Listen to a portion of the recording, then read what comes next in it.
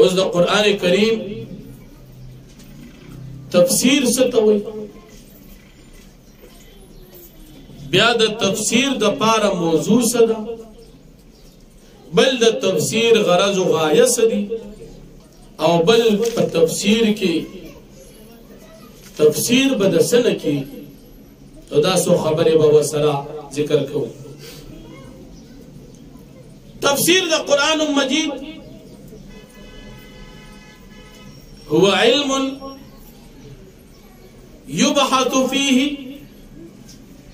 د تفسیر تعریف کو،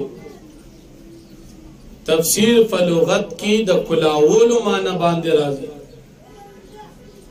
او په اصطلاح کی هو علم یبحث فیه عن کیفیت النطق بالفاظ القرآن. هو علم یبحث فیه. دا قرآن کریم دا علم تفسیر دا یو علم دی چې بحث کولی شي په دې تفسیر کې عن کیفیت النطق د طریقې د خبرونه بالفاظ القرآن په الفاظ د قرآن کریم چې الفاظ د قرآن کریم به څنګه ادا کړي و مدلولاتها د دې مدلول بسی واحکامها الافرادیه والترکیبیه او د دې یوازي او د ترکیب په لحاظ سره د احکامات بسی د دین بحث کیږي ومعانیها التي تحمل عليها حالة الترکیب وتماست لذلك. ومعانیها التي تحمل عليها او هغه معناګانې چې هغه اوچتونکي دي له حالة الترکیب وتتماست لذلك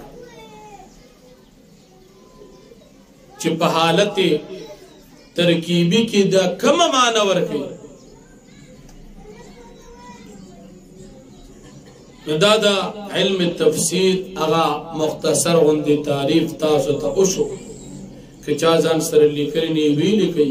هو علم یبحث فیه عن کیفیت النطق بالفاظ القرآن ومدلولاتها واحکامها الافرادیه والترکیبیه ومعانیها التي تحمل عليها حالة الترکیب وتتماست لذلك.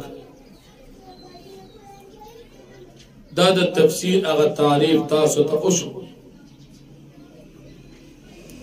موضوع د دې تفسیر قرآن مجید دی. په دې حیثیت سره چې د قرآن کریم د الفاظ او معناګان او مطلبونه بیان شي، دا موضوع د قرآن کریم د تفسیر ده. او غرض د علم تفسیر سری دا تفسیر خلق څه د پاره کوي؟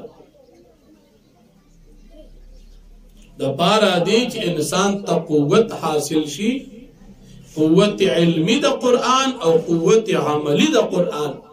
د قرآن کریم علم حاصل کی او د قرآن کریم سره عمل حاصل کی او د دې سره سره ثواب د دارین حاصل کی. د دنیا او د آخرت د دواړو کامیابی حاصل کی. دا د علم تفسیر هغه مقصد دی.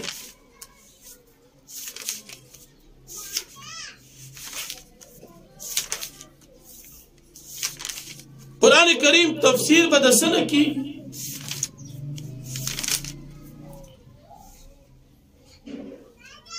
نو قرآن کریم تفسیر به د ټول اول د قرآن کریم نه کی. یا آیت د بل آیت تفسیر کولی شي، نو بیا به تفسیر قرآن بالقرآن شي.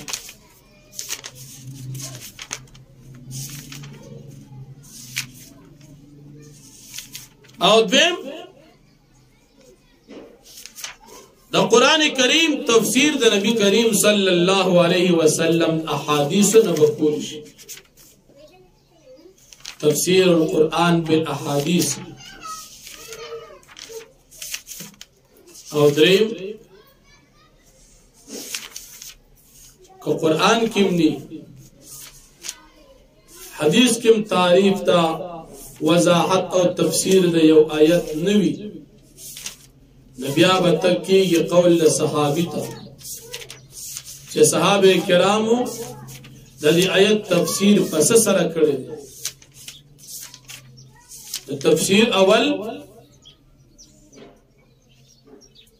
دا قرآن کریم سرا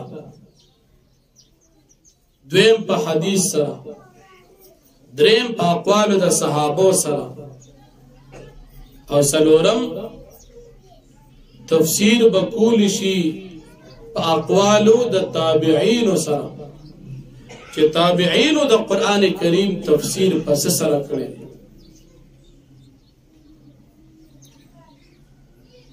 او که پا دی سرم اونشو نپینزم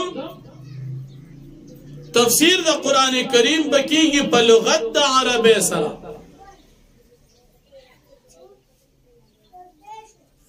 عربی جب سرا بوضاحت کیگی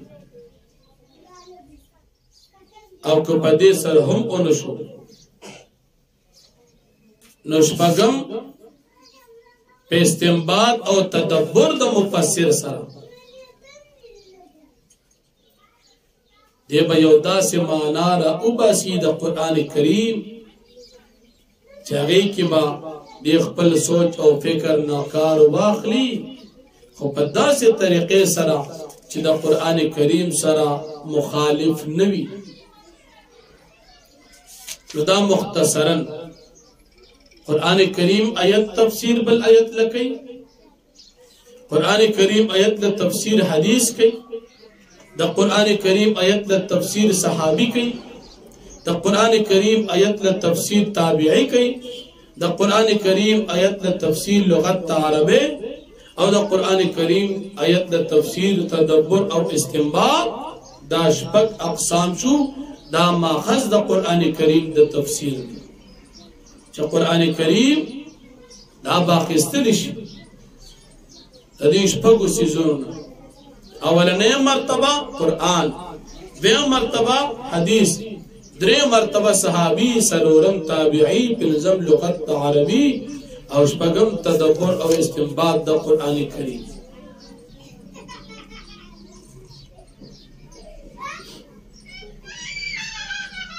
بیا دا قرآن کریم دا تفسیر دا پارا یوازی لغت دا عربی کافی ندی یوازی عربیز دا کول کافی ندی بلکہ ندی دا پارا علم ضروری دی ذکر چه نبی کریم صلی اللہ علیہ وسلم کم و صحابہ کرامتا قرآن کریم تشریح او دا قرآن کریم علم خودو ناغا صحابہ عربو او عرب تا نبی علیہ السلام دا قرآن کریم علم خودون یواز عربی باندی خوہیدل تا دیتا دا تفسیر اجازت خالی پا عربی باندی نشتا ذکر پا قرآن کریم کی علم دی نیچے وہ سڑی علم کی گی دا قرآن کریم پا مانا او مقاصد باندی بفیگی دا مفسرین حضرات دا قرآن کریم تفسیرون چی کئی نو دیر دیر زیاد جان کڑا ولی استری کڑی دا قرآن کریم پا تفسیر کی زندگی خرچ کڑی عبداللہ ابن عمر رضی اللہ عنہ پبارک رازی چاگر صرف سور بقرہ پا اتکالکز دا کڑی ہوا صرف سور بقرہ پا اتکالکز دا کڑی ہوا او حضرت انس رضی اللہ عنہ فرمائی وی زمانگا خلقو کے بچے چا سور بقرہ و سور آل عمران ازدکو نو منگا بکی باغا دیر لوی سڑے شمار کیو گا خسرد علمنا لفظی الفاظ تو لفظی ترجمیت تا گوری تفسیر نوی ورنہ صحابو لخواربی ورطلا دا قرآن کریم الفاظ ورطلل نبی علیہ السلام نے ازدکڑیو نبی آغی تر تفسیر او دا دمرا دیر وقت لگولو سو ضرورتو چا عبداللہ ابن عمر رضی اللہ عنہ پا دیکھ اتکال خرچ کئی معلوم اداشوا چې د قران کریم د تفسیر د پاره علم پکار د دې وجنا نبی کریم صلی الله علیه وسلم فرمایي من تکلم فی القرآن برأیه فاصاب فقط اخطا چا چې خپل سوچ باندې تفسیر د قران کریم وکړو اگر کدی پک حق ته عمر سی لیکن دی بیان قطع کار دی ذکر د کار خدا نه دی چې قران کریم دی بغیر علم تفسیرونه شروع کی یا بل حدیث مبارک کی راضی نبی علیہ الصلوۃ والسلام فرمائے من قال فی القرآن بغیر علم چاچه په قران کریم کې خبر اوکړه بغیر د علم نه علم ورسره نو فليتبوأ مقعده في النار فکار چې ځان تدی اونسی خپل ټکانا په جهنم کې نو بغیر د علم نه د قران کریم تفسیر څوک نه کوي چاچه بغیر د علم نه د قران کریم تفسیر کړی دی ناغه بیا ګډوډ شوی یو سړی تیر شوی دی ابو الاعلی مودودی تفسیر لیکلی تفسیر تفهیم القرآن اگر چې هغه ډېر خواري کړی د خپل سوچ مطابق لیکن د مفسرین او د علماء په میدان کې داغه په تفسیر باندې علماء غټ مؤاخذې کړی دي او په خپل تفسیر کې ډېر زیات غلط شوی دی دغه خپل خیال کې خواري کړی دا خودي عالم نو چې عالم نو په تفسیر کې ډېر غلط شوی دی چې غلط شو نو باغ باندې خلکو بیا مختلف قسم اعتراضات کړی دي او داغه په تفسیر کې غټه غلطي راوستي دا ولی ځکه د تفسیر د قران کو خو علم ورسره نو کوم مسلمان چې د قران کریم تفسیر کوي هغه ته پکاري چې د قران کریم علم زده کی بغیر علم به تفسیر نه کوي ګور یو ترجمه دا یو تفسیر دی ترجمه یو لفظ د یوې جبې نه بل جبې اړول ته وي لکه په عربی کې د لفظ یو نوم دی او هغه چې بیا اردو ته واړي ناغي ته بیا بل نوم اخلي او چې کله پښتو ته واړي بیا ورته بل نوم اخلي لکه مثال یدو په عربی جبه کې لاس ته وي پښتو کې د ید نوم دی لاس اردو کې د ید نوم دی هات او په انګلیش کې بیا د ید نوم دی هند نګورا سیز یو د نمونه مختلف دي ته ترجمه وي دا مدرسو کې چې دا خلق ترجمه کوي نو دغه ترجمه وي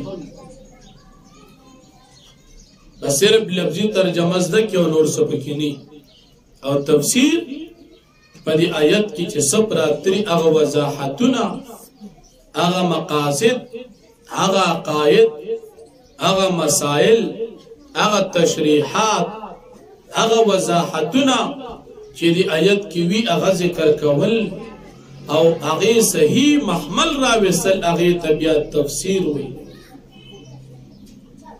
بیا چې کله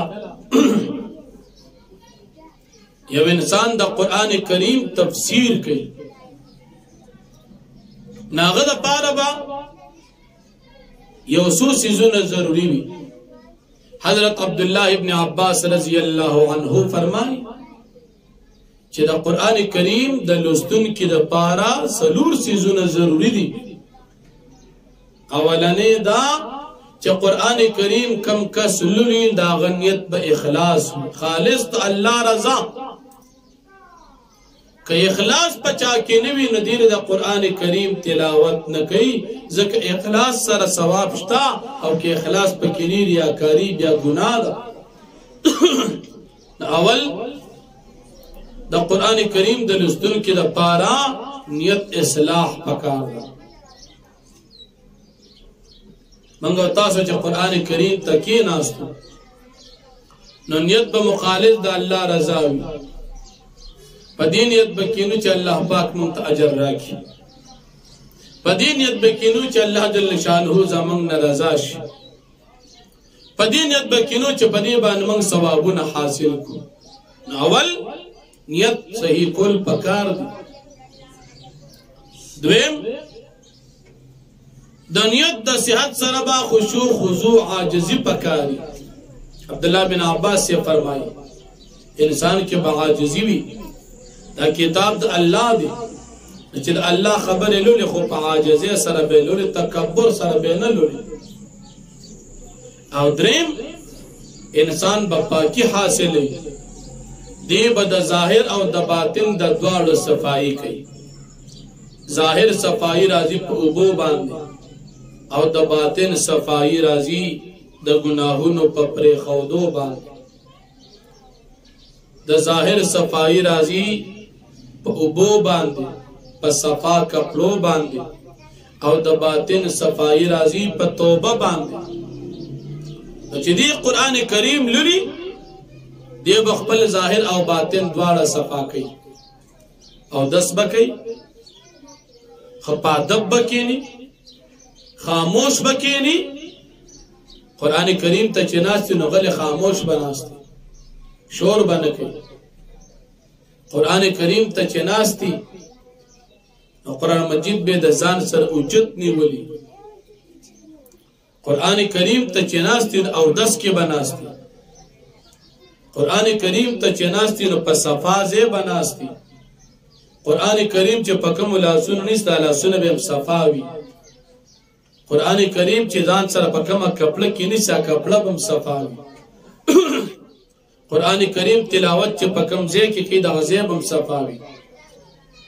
قرآن کریم چې په کومه خولې باندې کوي دا خوله به هم صفا وي. داسې بری چې په خولې کې من نسوار پراتی او دې تلاوت کوي، دا قرآن بې ادبي ده. یا په خولې کې بل د مردارې سیس پروت او دې تلاوت کوي، دا د قرآن کریم بې ادبي ده، داسې به نه کوي. او بل باطن به هم صفا ساتي، د خپلو ګناهونو اصلاح به کوي، ګناهونه به توبه وباسي، د نیکۍ طلب به کوي.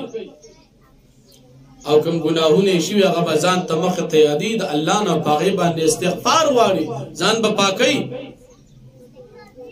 او څلورم چیز چې د قاري د قرآن دپاره ضروري دی هغه علم او عمل اضافي دپاره دعا کول دی. چې د قرآن کریم تلاوت کوي د الله نه به غواړي یا الله په دې علم او عمل دواړه راکړي. قرآن کریم تلاوت کوي د علم او د عمل د دواړو اضافي دعا به کوي چې الله د قرآن کریم علم هم را نصیب کی، ورسره عمل هم را نصیب. دا څلور څیزونه عبدالله ابن عباس رضی الله عنه فرمایي چې د قرآن کریم د لوستونکي لپاره ضروري دي. د قرآن کریم د نازلېدو درې مقصد دي، درې سبب دي. قرآن کریم الله ولې نازل کړی دی؟ د دې درې وجې دي. اولنې وجه دا ده چې د عقایدو اصلاح وشي. د چا غلط عقیده وي چې دا غلط عقیده دی ټیک کی د قرآن سره، د چا غلط عقیده وي دا دی ټیک کی د قرآن کریم پرانا سره. اول سبب د قرآن کریم د نازلېدو اصلاح د عقیده. دویم سبب د قرآن کریم د نازلېدو اصلاح د عمل. انسان یو عمل بیکار دی دا به سمې په څه باندې قرآن نازل شو چې دا په دې طریقې سره سم کړه. اصلاح د عمل دا د قرآن کریم د نازلېدو سبب دی چې خلک عمل ټیک شي، عقیده ټیک شي، عمل ټیک شي. او دریم سبب د نازلېدو د قرآن کریم د خلکو د غفلت نه د وتلو، اصلاح د غفلت عن الله، چې خلک د غفلت د الله پاک نه اوزي، غفلت یې ختم شي او الله پاک یادونکي جوړ شي. د دې لپاره قرآن کریم نازل شو. اسباب د نازلېدو د قرآن کریم دا درې شو. اول سبب اصلاح العقائد، دویم سبب اصلاح الاعمال، او دریم سبب اصلاح عن الغفلت. د غفلت نه خلق اوزي او الله یادونکي جوړ شي. دا اسباب د قرآن کریم د نازلېدو. د قرآن کریم خلاصه څه ده؟ الحمدلله چې دا قرآن شروع شو تر دا والناس پورې دي کې څه دي؟ د بنده ته د بندګۍ تعلیم او د الله رب العالمین پہچان. بنده خپل زده کړو کې او الله پاک او پیژني. قرآن دې لپاره نازل شو. بنده خپل ځان پیژني، الله او پیژني. د دې لپاره قرآن کریم نازل شوی دی. نو خلاصه د قرآن کریم تعلیم العبدیت او تعارف د الوهیت. مختصرا تعلیم العبدیت او تعارف د الوهیت، د الله پیژنګلو او خپل ځان صحیح کول. تعلیم العبدیت خپل بندگی زده کول. دا د قرآن کریم خلاصه ده. اوس موږ او تاسو د قرآن کریم د زده کړې دپاره تفسیر شروع. نو په دې تفسیر کې تاسو ته ما ووي آداب د قرآن کریم به هم ساتل پکار. د قرآن ادب، د مجلس ادب، د مدرسې ادب، د استاد ادب، د قرآن ادب، د مشر ادب او د دین ادب. دا به مسلمان کې پکار وي. که یو انسان وي زه دین زده کړم، دی ادب زده کوي. دکې د ادب وي او که ادب پکې نه نو مشکل لکه دی دین زده کړي. او بل موږ او تاسو قرآن کریم دوره شروع کړه. په دې قرآن کریم کې څه دي؟ دا زده کو او په دې باندې عمل وکړو. کمی خرابې او کمزورې چې مونږ کې مخکې وي، هغه کمزورې او خرابې د ځان نه وباسو. نو مونږ به یقینا د قرآن کریم نه فایده اخیستونکي وګرځو. او کنا خالی اورو عمل پې نه کوو، نو بیا په آخرت کې مونږ او تاسو ته پریشانی وي. الله رب العالمین دې مونږ او تاسو ته د قرآن کریم د علم سره د عمل توفیق نصیب کی. الله جل شانه دې زموږ او تاسو دا دوره د خپل رضا سبب وګرځي. او الله رب العالمین دې په صحیح طریقې سره ما تر درس کولو، تاسو تر زده کولو او موږ ته سره د عمل توفیق نصیب کی. او الله رب العالمین دې زموږ او تاسو دا دوره په خوشاله سره اختتام ته ورسي. مزید ان شاء الله نور درس بیا کو. واخر دعوانا الحمد لله رب العالمين.